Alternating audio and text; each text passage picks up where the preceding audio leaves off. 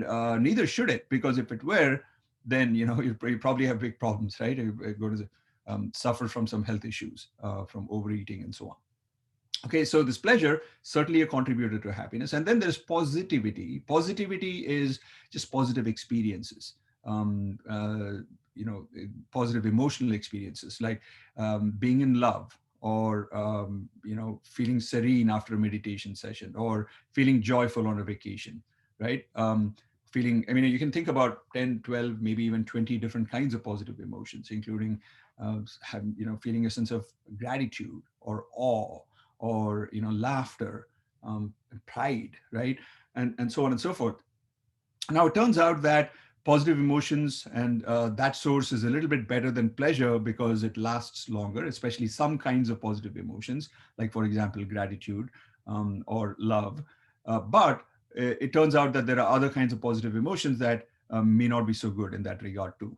For example, pride. There's a reason why they say pride comes before a fall, right? Okay, so those are pretty obvious. Maybe intuitively, many of us know that we associate happiness with those two categories of things.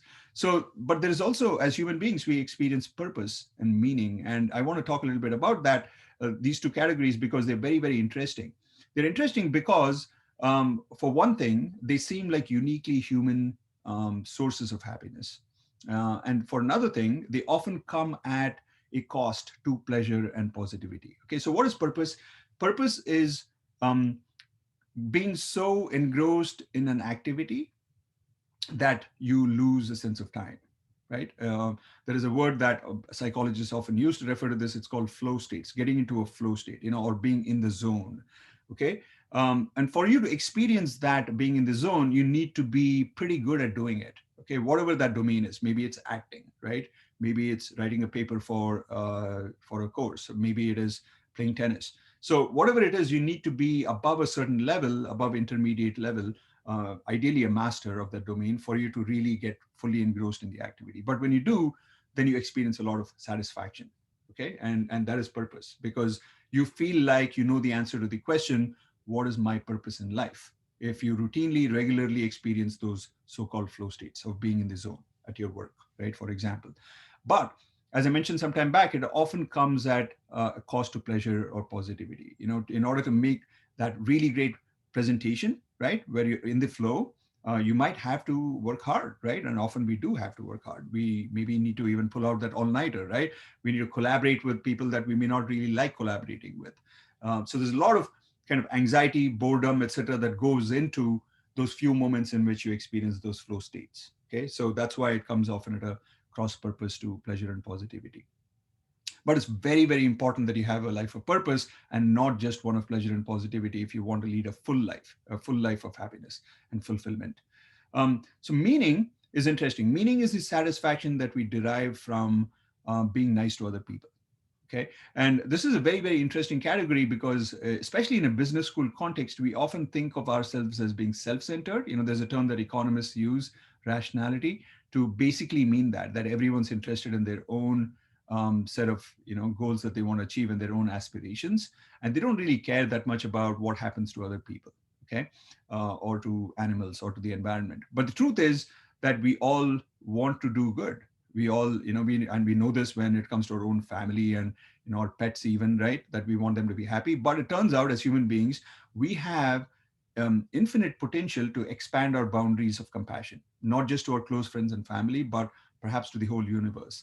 I want to show you guys a very, very interesting ad, and some of you might have seen this before, and I'm sure you won't mind seeing it again. It's one of the most, to me, best ads ever made, and it's a ad from Thailand that kind of showcases this idea that we derive a lot of satisfaction from helping even complete strangers out, even animals out. Okay, so take a look.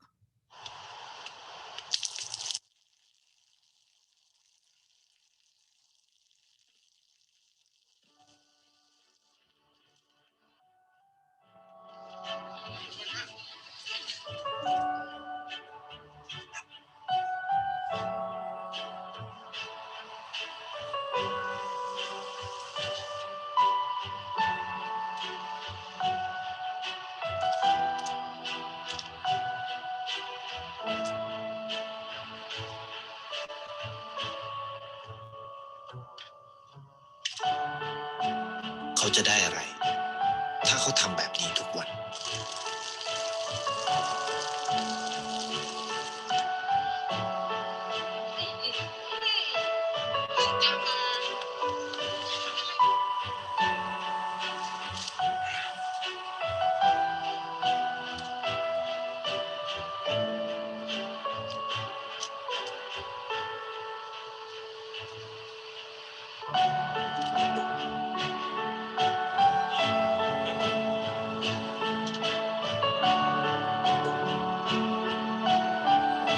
เขาจะไม่ได้อะไรเลยไม่ได้รวยขึ้นไม่ได้ออกทีวีไม่มีใครรู้จักไม่ได้มีชื่อเสียงที่มากขึ้น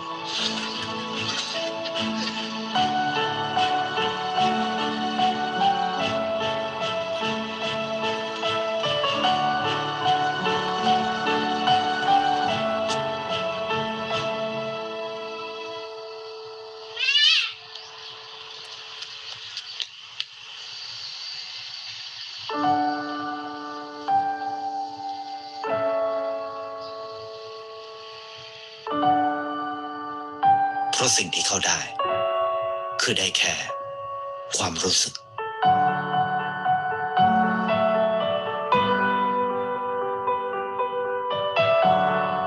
ได้เห็นความสุข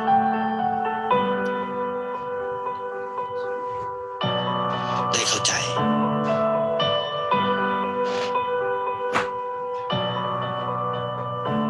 ได้ความรักได้ในสิ่งที่เงินซื้อไม่ได้ได้โลกที่สวยงามกว่าเดิม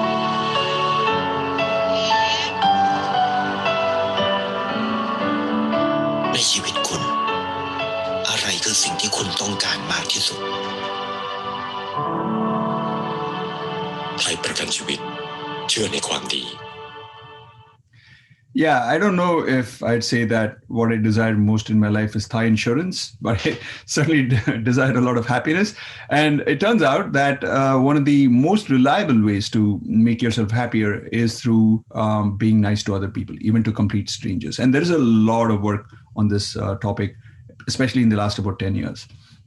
Okay, so basically, if you think about the term happiness, you should really think about these four different sources of pleasure, positivity, purpose, and meaning. And because it comes in these four flavors, and because there's a level of complexity in it, in that pleasure and positivity might actually be reduced when you're seeking purpose and meaning, you need to also think about measuring happiness in at least two different flavors or varieties. One is what might be called experienced happiness, moment to moment happiness. Right now, how are you doing? Right. And that has to do with pleasure and positivity. But also look at, okay, if you take a step back from everything that's going on right now, you might be going through anxiety right now. But if it's in the quest for learning a new skill, right, or for showcasing a new skill, maybe making a presentation, then it's worth it, right? Because it's going to be giving you a sense of purpose. It's going to be satisfying in that sense. Or maybe you're going through anxiety because you're worried about the health of a child or of a family member. Then, in a sense, it's worth it to feel that anxiety, because that is going to propel you to think about, ways in which you can help them out, right? And so it's going to be satisfying in that sense and so on. So you need to measure both what's called experienced happiness and also what might be called reflective happiness, right? So if you take a step back from everything in your life, how are things going?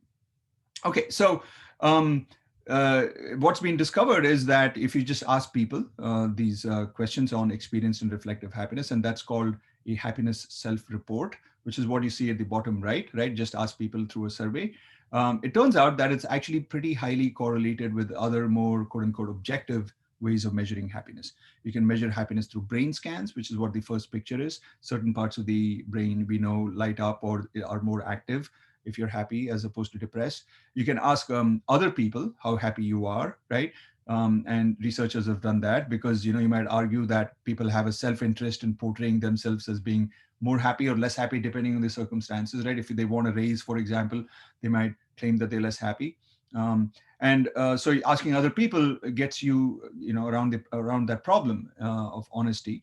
But it turns out that, those other people's opinions of how happy a person is are highly correlated with people's own self-reports. Okay, so not only are people aware of how happy they are, by and large, they're very honest about how happy they are in the current moment. Likewise, the brain scans are pretty highly correlated with self-reports. Yeah, the picture on the lower left is you can look at hormones that are going through people's veins, right, in their bloodstream. You can take a blood sample. You can measure neurotransmitters such as dopamine or serotonin levels or endorphins, or the opposite, stress hormones like cortisol. And it turns out that self-reports are highly correlated with those two. So in other words, the simplest way to measure happiness is to ask people directly how happy they are. And those direct self-reports turn out to be quite highly correlated with these more objective measures. Okay. So the simplest way to measure happiness is really good. Okay. So let me now, maybe spend about 10-12 minutes talking about the last topic, which is what are the determinants of happiness in the workplace.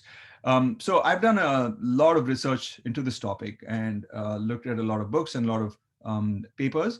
And basically, I've come up with a model that I call the Bamba model of happiness at work, which is what you see on your screen. It's represented by this pentagon, and there's a star in the middle of the pentagon, and each employee can be a full star, right?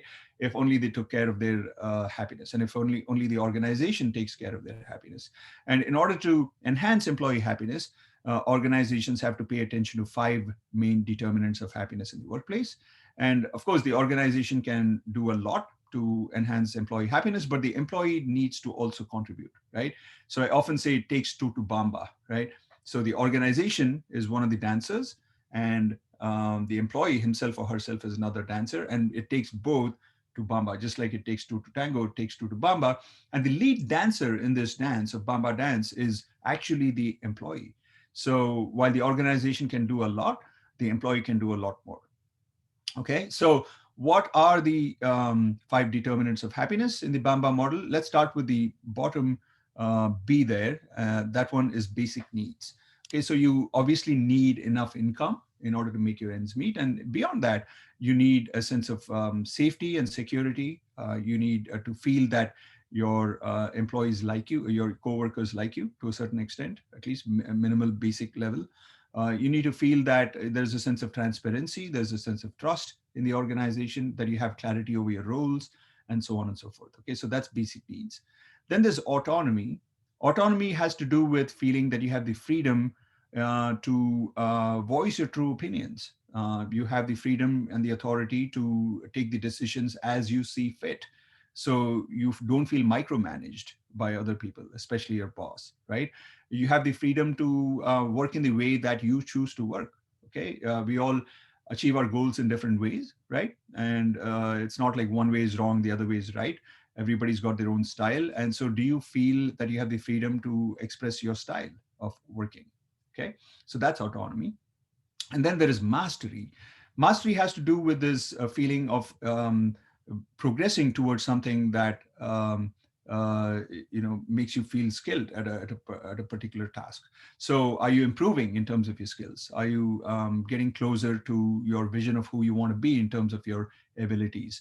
In other words, is the work that you're doing contributing to making you a more skilled and able person in the ways that you want to be skilled and able? Maybe you want to be a great presenter, right? Is it offering you opportunities to do that? And do you have a supportive team in order to help you achieve that goal? Maybe you want to be a great software programmer, right? And so on. So that's mastery. And then fourth determinant, the second B, is belonging. Do you have a sense of connection with your organization? Okay, obviously you need to have a sense of connection with your co-workers, right? That's very, very important. We are highly social as a species, and friendships are very, very important for us. Relationships are very, very important for us. Maybe the most important determinant of your long-term happiness is the quality of your relationships, right? And we know that on our personal side, but it turns out that we are so social that even in work contexts, we often seek out these healthy relationships, right? So if your best friend, for example, is working for the same company that you work for, your chances of quitting the company come down in half over the next year. Okay, so that's huge. right? So friendships are very, very important. And not only do they improve your chances of staying with the company, you're more likely to be productive. And which is something, I think it's not completely obvious, because a lot of people think that if you have your best friend and friends working in the organization, you're going to bum around. You're going to basically while away your time just chatting over this or that. But it turns out that you actually are more productive when your friends are in the same organization that you are in. Okay, and we can talk a little bit about why that might be the case, why that is the case in the Q&A session. And finally, the second A is abundance culture, as I call it. So, is the culture of the organization such that it feels like when you succeed, everyone else is celebrating rather than feeling insecure. Likewise, if other people succeed, you feel like celebrating rather than feeling insecure. Um, does it feel like a family? Does it feel like your win is everyone else's win, or does it feel like it's a zero-sum game?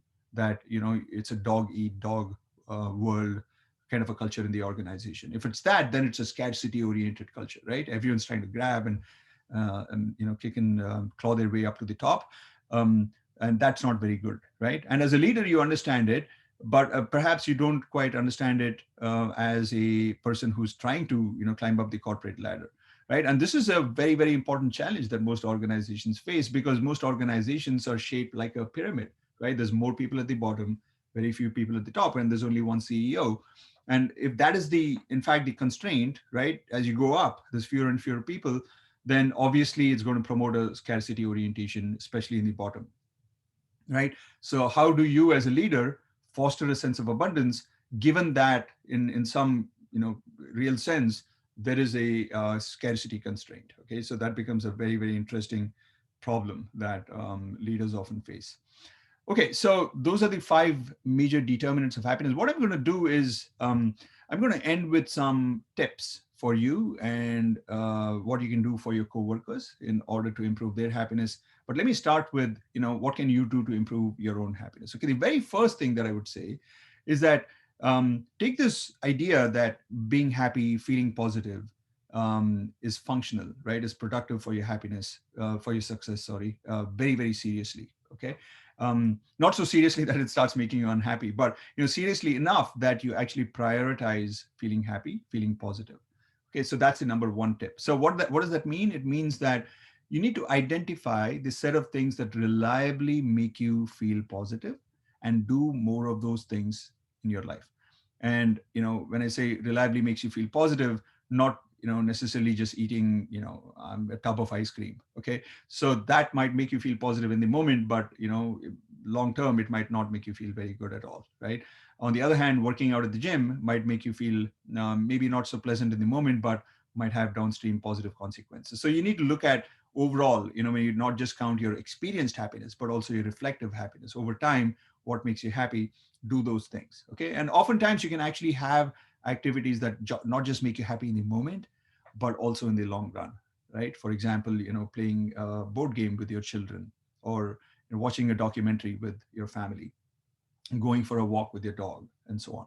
Okay, so maintaining positivity is huge. Okay, and one of the best ways to maintain positivity is to hang out with friends, it turns out, right? So I know it's a little bit difficult in this time of COVID and lockdowns to do this face to face, especially, but if you can find the time to do it, maybe in a socially distant way, maybe over Zoom, do take that opportunity and do prioritize it. Okay, so that's one, maintaining positivity. The second is to protect what I call your cream time. This is the time of the day when you're most sharp, when you're most productive.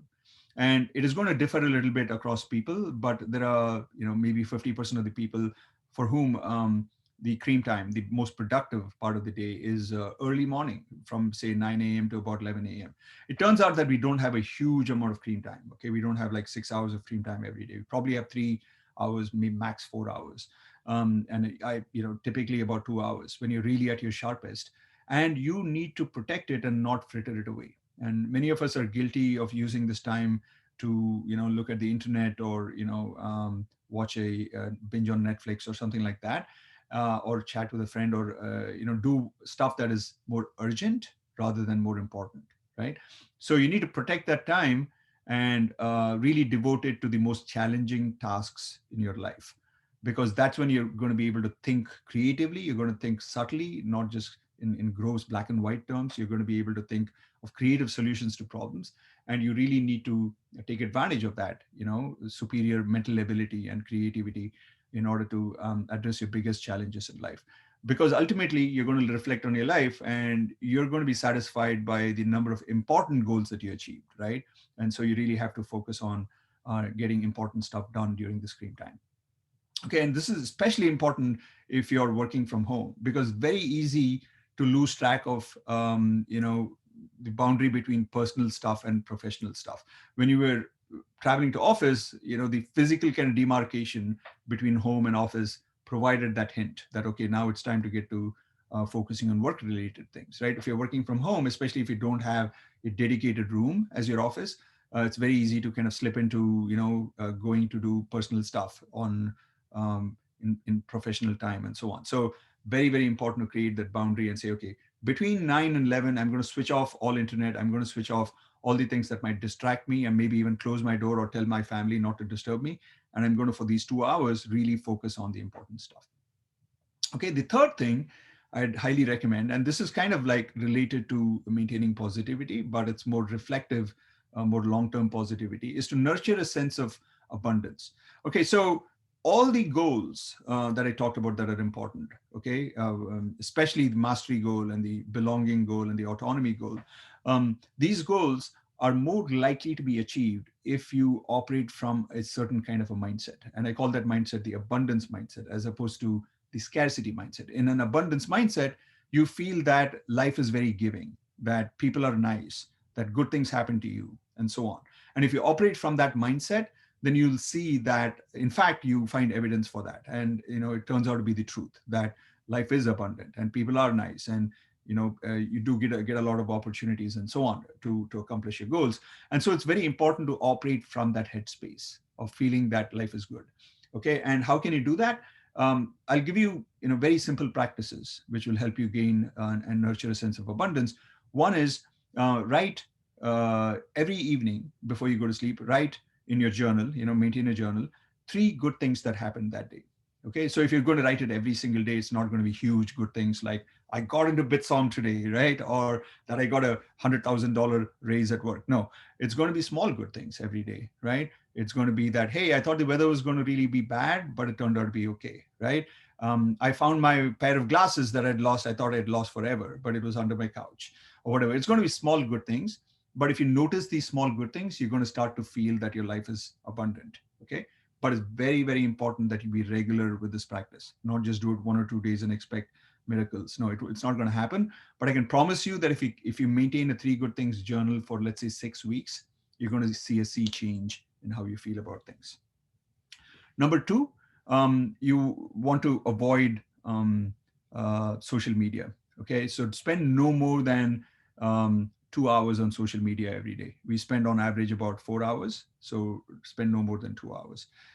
Spending time on social media encourages comparisons with other people, and that's not very good for our abundance mindset. It encourages a scarcity mindset, in fact, when you compare yourself to other people. Finally, the last tip is to spend time with somebody who's abundance oriented. And this typically tends to be for most people, grandparents. Okay, our grandparents have lived through all the ups and downs of life, and they've settled down into a kind of a being in a position of having perspective and being kind of wise, really, about life and what's most important in life. And they tend to, especially with their grandkids, right, showcase their sense of abundance. Not all the time, not with every grandparent, but most people are like that. And you might have a friend, a colleague at work, who's more abundance oriented, who doesn't gossip about other people, who's not constantly complaining about how life is unfair to them, right? That's a scarcity orientation. As opposed to that, these colleagues or friends might, be willing to shoot the breeze and talk about, the weather or the cricket match or the movie. They're just lighthearted. Even if they're doing serious things, they don't take themselves too seriously, right? Spend time with them. Okay, so I'm just noticing that I'm at 8:13, which means that I've been talking for about 40 minutes. And I do have some tips for coworkers, but I think I'll stop there because I do want to spend some time taking Q&A. I'd love to hear from all of you guys. I prefer interactivity as opposed to just a one-way conversation. So I'm going to turn it over to all of you. And I don't know, Narottam, are you going to moderate this, or how is it going to work? We can do whatever you prefer. Sampurna, can Let's we? let's do that. Okay, so type in your questions in the chat box. Okay. And I know that some of you guys have sent me some private messages as questions. I'm not sure if you're comfortable if I just um, raise the question in a public context. I can make it anonymous as well. So somebody did ask me, by the way, Narottam, which is a question directed towards you guys rather than toward me, about not having scored well in CAT, and what are the chances of getting admission to BITSOM if you haven't scored well in that. I don't know, CAT, whether you accept it. I think it's more GMAT, right, and GRE. No, we do accept CAT, CAT but as you well. can ignore that question. We will connect with that person later on. In the meantime, you Okay. can pick So questions. whoever asked me that question, if you know that you asked me the question, just contact Narottam and his team. Yes, He had put up the email and phone number, etc., in the earlier slide, and maybe we can pull up that slide too right now. Narottam, I absolutely. don't know if they noted it down, or you can type it in the chat box, the email that. I can, yeah, we will put email in the chat box, and people who have any queries related to application, they can reach out to us on that. Wonderful. Sounds good. Okay, so Hi. uh, go ahead. Hello, Professor Sampurna here. We have a question that has come in regarding your session. This is from Victoria, and she asks, how was the happiness measured in the Bamba study? Was the engagement also measured? And if yes, then which scale was used? Was it the Kenexa scale, which is more of an engagement construct, or was it the Utrecht scale, which is more absorption construct based? Hmm. Yeah. So, Victoria, what we did is that we looked at the various scales that exist out there, and I can't, off the top of my head, remember which particular scale items we used, but we created our own scale based off all the scales that exist out there to measure engagement, and we used some of the scales that have been developed more recently in the context of happiness in the workplace to develop the happiness at work scale. And so we measured both happiness and engagement. And not just that, we also measured levels of satisfaction, which some people think is slightly different from happiness. We also measured their morale at work. And we call those three, satisfaction, engagement, and morale, we call them SEMs. So we measured both happiness at work, both reflective and experienced happiness. And we also measured SEM. And what we found is that happier employees have higher SEM levels. They are more satisfied. They have higher levels of engagement and also enjoy higher levels of morale. And there's an ongoing project that's measuring their levels of productivity, long-term productivity. And early indications are that happier people are more satisfied, engaged, and enjoy higher morale, and are therefore, unsurprisingly, also more productive. So we have kind of evidence for the full model, so to speak. And I'm happy to share some of this with you if you just email me. Okay, thank you for the question. Hi, Professor. We have a few more coming in. Okay. So, yeah, someone says that I try to practice abundance. However, sometimes it causes stress. So, how does one find that balance? Okay, so why does it cause stress? So, if they can kind of unmute and clarify why it causes stress. Give me a specific example of it. That would be useful.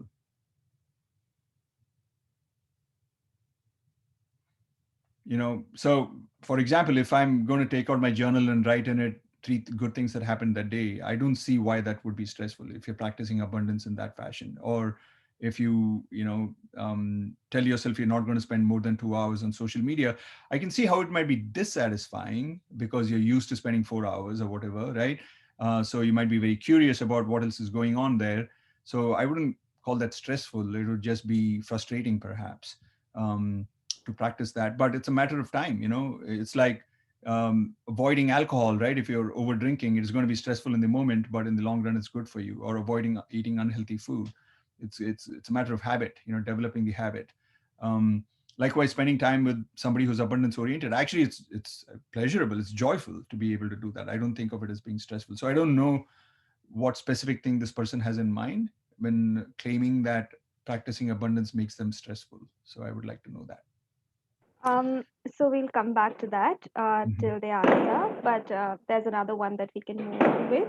Um, and I apologize for the noise of crackers behind me. There's someone Oh, it's getting fine. married in my area. So that's that. Indians getting married. So yes, someone says that for somebody that has faced acute burnout at work, how can they start cultivating happiness again? And how can they find work that makes them happy, because work is what led them to the burnout.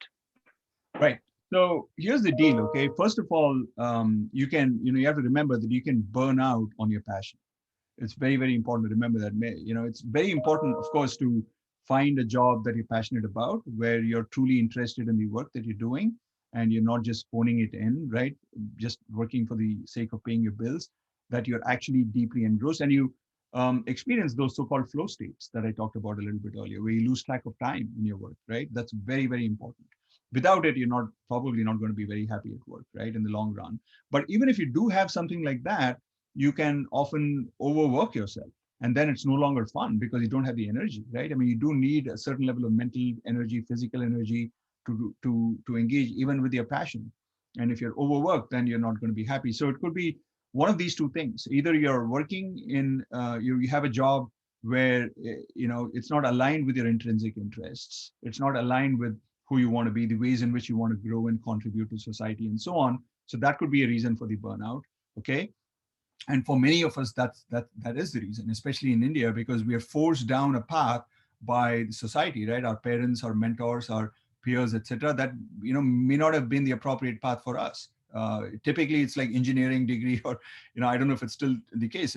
When I was growing up, that's how it was. You had to be an engineer or a doctor, right? And that's not necessarily aligned with everyone's intrinsic interests, to be one of those. So many of us feel burnt out, especially mid-career, because we've been working in an area that really doesn't speak to us, right?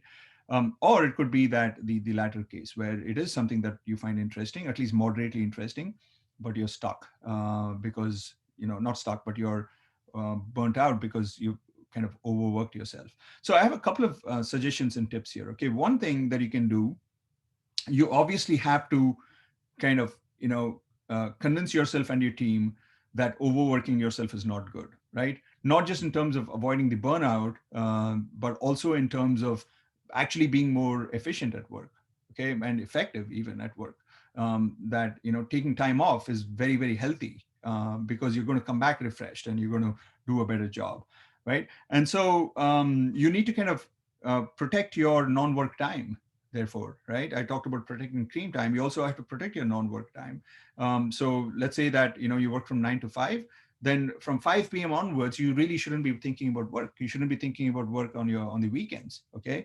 And there's a huge amount of self-discipline that you need to inculcate for that, in order to achieve that goal. But you also need to communicate with your peers and say that, hey, if you don't mind, don't send me emails about work right after 5 p.m. And you might think that that might lower your productivity. Actually, it increases it. And you can also, even if you don't tell people this, that don't send me emails about work, you can actually kind of act it out such that you don't respond to emails after, let's say, 7 or 8 p.m. right? And when people ask you the next day, hey, what happened? I sent you this thing, it was urgent. You just tell them, I have a family, right? And I really need to focus on my kids, or whatever, right? Come up with a reason for it. And it's not an excuse. It's a very, very valid reason. So the point is that you need to structure your day and discipline yourself in such a way that you protect your emotional well-being by drawing pretty nice, tight, sharp boundaries between work-related stuff and your personal time. Okay, that's very important. That's number one. Number two is engage with some hobby that actually gets you into flow states. Let's say that you have a job you're not passionate about, but you really love, let's say, playing cricket, right? So do that, re-engage with it. All of us used to have these hobbies when we were children, and then unfortunately we lose it as we grow up, right? Especially if it's physical activity, which has got so many benefits. First of all, most of it is social, if you're playing a game, for example. Secondly, it physically kind of makes you do something else, right? Which is so different from being at work. For most of us, work is mental. And thirdly, it's exercise. It's healthy for you. Okay, so lots of reasons why that is a very, very good path to take. But it doesn't need to be a physical thing. It can be flying drones, for example, or making art, whatever it is, but a hobby. Reconnect with a hobby. I would say that that's number two. Number three is at work. You can engage in something called job crafting. Job crafting is taking your work in a direction that's more meaningful to you. So talk to your boss or talk to somebody who's in a position of power that, tell them that I'm kind of dissatisfied with what I've been doing. Is there a way that I can shift it a little bit? I'll give you my own example. Okay. I am in the marketing department of a business school and I teach a class on happiness. How did that come to be? I mean, people don't talk about happiness in the context of business, right? In a business school. And yet here I am. Not only have I been teaching it for 10 years, it's been so popular that, I have 2 online courses with over 400,000 students from around the world. In these courses, I have a book, which has been translated into 13 languages. So you have to actively shape your identity at work. It's not like, there exists a position out there, you just kind of slot yourself in and that's it. Okay, you have to co-create really your job description. Okay, so you can't abdicate the responsibility of changing your job to the world and say, oh, and complain and say the world is not cooperating with me. No, I mean, you got to actively take part in it. It takes two to Bamba. It takes two to do this dance of work. So you have to also job craft, in other words. Okay, so those are some suggestions I have. So before we close, we will do two more questions, maybe quickly. One very interesting thing is, isn't happiness derived from finances, and doesn't don't people say that financial freedom is what brings you the ultimate joy and happiness in life? So what is your take on that, Professor? Yeah, I mean, absolutely. I think having enough money is super important, right? So if somebody tells you that money can't buy you happiness, don't believe them. Money can buy you happiness, especially if you don't have enough money to even fulfill your basic needs, right? Food, clothing, shelter, etc. Some level of education, medical attention, transportation. Having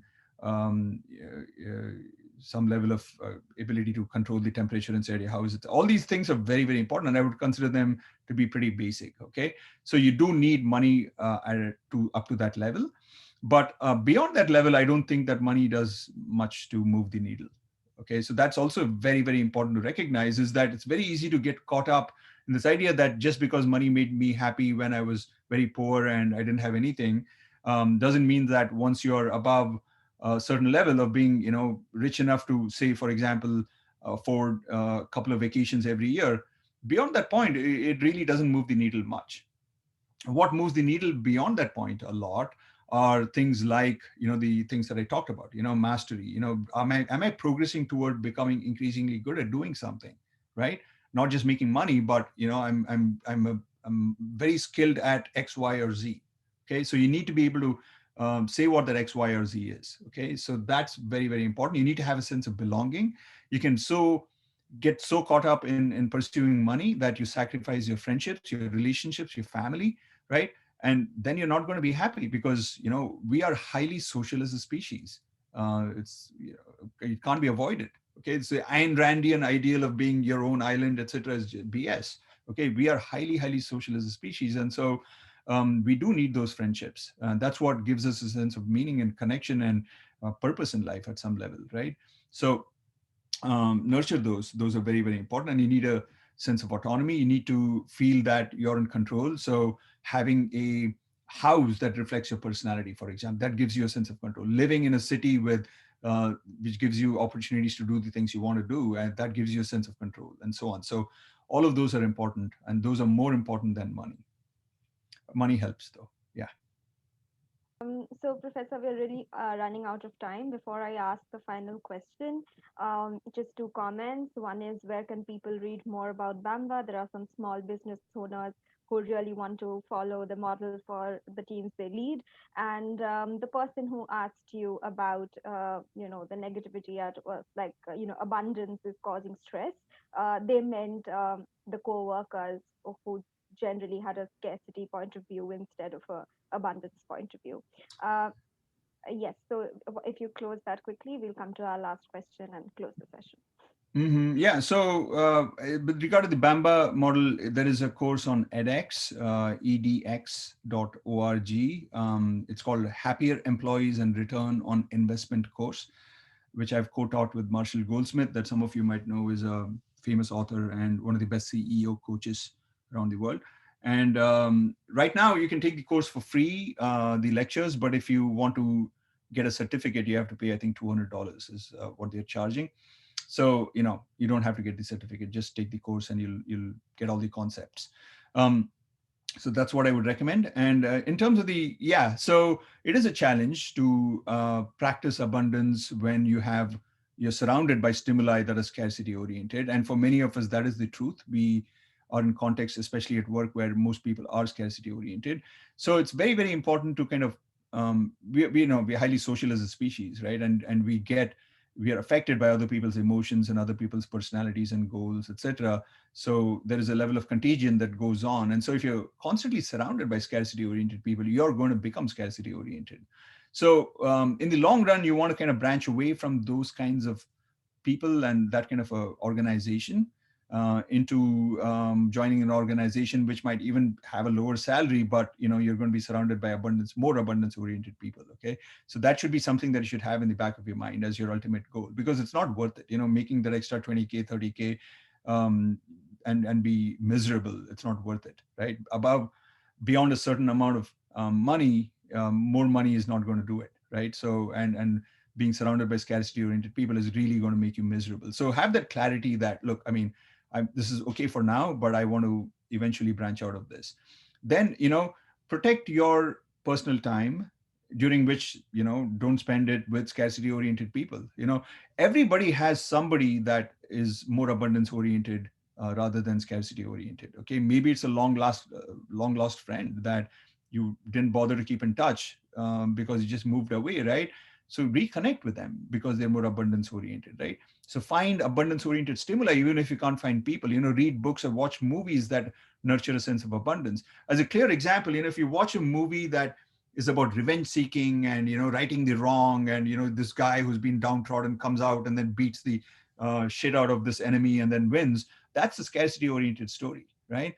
And find movies that nurture a sense of abundance. I'll just give you an example of such a movie. It's not necessarily a very famous movie. It's just coming to my mind right now. It's called Gran Torino by Clint Eastwood. It is about helping other people out, not necessarily in a soppy way, right? Do-gooder kind of a way, but in a meaningful way, where you kind of sacrifice your own well-being for the sake of other people's well-being. That's an abundance-oriented story, right? So the ad that I showed you is abundance-oriented. So seek out those kind of stimuli. Read books that are more spiritual rather than books that make you feel angry and enraged, and you want to right the wrong, and how you want to kind of take your fair share, right? So yeah, so you are the product of the things that you surround yourself with. Okay, it's very, very important. You're the product of the things you surround yourself with. If you surround yourself with abundance oriented stimuli, go out into nature, right? If you can afford that. Many Indian cities unfortunately don't, right? They've crowded out nature, but if you can do that, then that's going to also increase your sense of abundance. Professor, I know we're out of time. If you have 5 minutes to spare, then maybe we'll take the last question and close it. Yeah, sure. No, I'm here. Yeah, Great. no worries at all. So we have a couple of questions which pretty much resound the similar sentiment, which is that what do you do when you come to sort of a mid-career crisis moment when you yourself want to move ahead from there and you want to re-engineer and sort of relook at your career, but there's a lot of societal pressure at that point. You have responsibilities, etc. And even if you try to, there's a the surroundings around you are not conducive to do that. That's one. And then there's another angle to it that what do you do in a similar situation, but when you're pushed into it with the loss of a job, which something a lot of people are facing in the pandemic. So how do we, keep us kind of motivated to do more and better in these scenarios, especially in a midlife crisis situation? Right. So midlife crisis is often a very low point for most people. So this idea that, around 40, 45, you're unhappy, it's true. Okay. And much of it comes down to being in a job that you didn't really like to begin with, but you took because, it was prestigious or is going to pay the bills, or other people forced you into it or whatever. But here you are, you don't know to do anything else. And therefore, you're kind of facing a blank wall, really, for the rest of your life, until life really begins when you retire, is what we tell ourselves, right? And that's a sad state to be in. So one kind of piece of suggestion I have, and this is coming from books like Originals by Adam Grant and Working Identity by Herminia Ibarra, is to devote a little bit of time. It doesn't need to be a whole lot of time, but to begin with, especially maybe just 2 hours every week, to something that you think would be a better career for you. Okay. And you're not going to get paid for that. You're not going to, you're going to volunteer, really, So if it is like, okay, I've always felt that I could be really good as a baker, right? And have great baking skills, and my life's passion might have been to start a bakery. Just, go over to the neighborhood bakery and tell them, look, I want to volunteer. I want to just come around and, help you out in whichever way that I can. Can I please do that? And they may say no. Okay, go to another bakery. Eventually you'll find some place which will, who doesn't like free work, especially from smart people, right? You can say that I'll help you with the accounting, for example, right? So just find, somehow a foothold somewhere in the area in which you think your passions lie, and just volunteer for 2 hours every week. Okay. If it truly is something that is your passion, you're going to start liking it. Okay. You're going to start liking it. It's going to become 2 hours to 3 hours, 3 hours to 4 hours, 5 hours, maybe. And over the period of about, 2, 3, 5 years, you're going to develop what are called tacit skills. Okay. So these are not direct skills of being a good baker. It's going to have to do with, okay, where do I source my material, right? Where do these guys source their raw materials? What does it involve, in doing this as a business, right? It's very different from a hobby, right? So that's one thing that we often, realize. What the studies show is that what we think of as our passion, it's only good if that is the only activity in which we engage. Once it becomes a business, we start realizing that, hey, this is, it was just a pipe dream that I could have done this for my career and been passionate about it. I always wanted to start a bed and breakfast, but now I realize, I mean, customers are like, complaining all the time, and I can't handle that. Or, there's accounting problems. I'm not very good at maintaining finance or whatever, right? Then you start to appreciate your current job a lot more. That, hey, I know that I was complaining about this because I had this alternative career in my mind where I was going to do meaningful stuff. And it turns out that was just, delusional on my part. Or you might discover that you actually like it a lot. And if that happens, that's great, right? Then what it means now is that you have this kind of second career now, even though it doesn't pay you much. But if you do that for 4 or 5 years, then you start to develop all these networks and ability to kind of understand the business a lot more. And your family, very important, right? Your family, your friends have seen you develop and nurture this second career aspect of things, right? Now, if you kind of jump from your original career to that, they're more accepting, because it's not, they know that it's not one thing that you just discontinuously one fine day just jumped ship, right? They know that it's been evolving. It's an organic branching out, right? Just as a fruit, when it's ripe enough, just falls off of tree. You would kind of take that step to resign from your job, or take up this new job. And you might think that that's unsatisfactory. Right now I really hate my job, and right now I want a much better job. Okay, but that's impractical. Okay, it's very dangerous to kind of just quit your job one fine day and dry up your only source of revenue and put everyone else in your life in jeopardy, right? That's very irresponsible, I would say. So this is a much better approach. And if it really is what you were meant to do, then you will like it every step of the way. Even those 2 hours, only 2 hours, you're going to really look forward to it, to going and working there. Maybe it's a cycle shop that you're working at, whatever it is, you're going to really love it. And if it truly is your passion and you like everything about the job, not just that core central element, but the business model around it, the people in the business, the suppliers in the business, the customers, and interacting, if you like everything, then it is going to really be a viable alternative. And you can start your second career, as many, many people have, when you're even in your 50s and 60s, okay? And make it a very, very meaningful thing to do. Now, with regard to this pandemic and losing jobs, etc., yeah, it is a big issue, right? So it's very, very important, particularly in those moments, to maintain your positivity. Okay, so the last thing that you want is to feel down and out, because if you do that, then it's going to be a self-fulfilling prophecy. It's going to be that you're not going to get a second look from other people. So you really have to dig deep and find ways in which you can maintain that positivity. Don't engage in these kind of classic bad habits of over drinking and, lazing around and things like that. Upskill yourself. Now we exist in a world that's so beautiful in many ways, because we have almost free access to information and expertise, right? On virtually any topic, right? If you go to Coursera, for example, you just type in a topic like astronomy, you can learn about astronomy and become much, much more well equipped with this conceptually than 99.9% of the population was able to do it even 20 years ago, right? You don't need any money except, you need money for an internet connection, but that's about it. So, upskill yourself in ways that are relevant in the kinds of jobs that you want to seek. And then connect with people in a meaningful sense. Don't just go to LinkedIn and just blast, everyone that you know with your resume, right? Saying that, hey, I need a job. Rather, identify what you're truly, truly deeply interested in, upskill yourself first, and then send a few targeted communication emails or messages to people that work in that industry and saying, I just want to have a chat with you. Can I just, get on Zoom or Skype?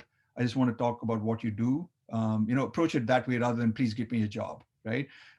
People are, at the end of the day, really interested in connecting with people that are passionate about what they're passionate about, right? Without bringing money into the picture. It's about passion. So if you connect with people at a level of passion, then don't, necessarily expect anything to come out of it like a job. But if you sow enough of those seeds with a bunch of people, let's say 5, 10 people with whom you've chatted about their job, what they're passionate about, how they're so good at what they do, not only are you going to learn stuff, they're going to remember you. And then, if it organically makes sense, bring up this topic of, hey, I'm actually, between jobs right now, and I'd love to be able to work in this industry, and that's why I'm contacting you. Then, they'll magically, doors will open up. Okay. It's because we become very desperate for finding a new job, and then we start kind of acting out of desperation, the scarcity mindset, right? Acting out of scarcity, people get put off by that. But if you're coming at it from a source of energy and positivity and abundance, even though your life circumstances may not be that way, right? That's why you got to dig deep and pull yourself up somehow to get to that headspace.